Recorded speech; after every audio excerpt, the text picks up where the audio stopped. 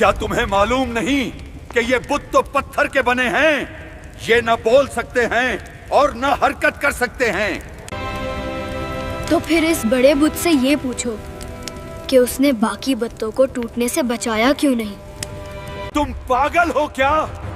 वो बुत देख नहीं सकते और न एक दूसरे को टूटने से बचा सकते हैं।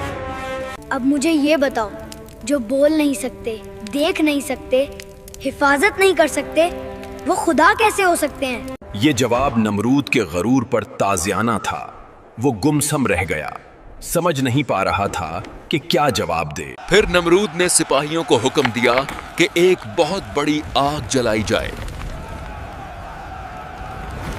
फिर एक बहुत बड़ी आग जलाई गई, जिसकी शिद्दत मीलों दूर तक महसूस होती थी।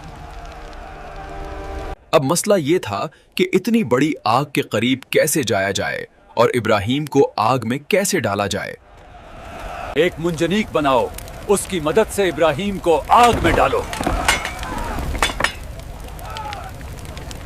अल्लाह ने आग को हुक्म दिया, ए आग, इब्राहिम पर ठंडी और सलामती वाली हो जा।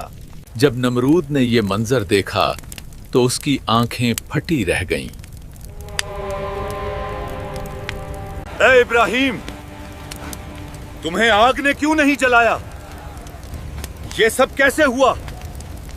नबी ने फरमाया, ये मेरे परवरदिगार की कुदरत है, जिसके लिए कुछ भी मुश्किल नहीं।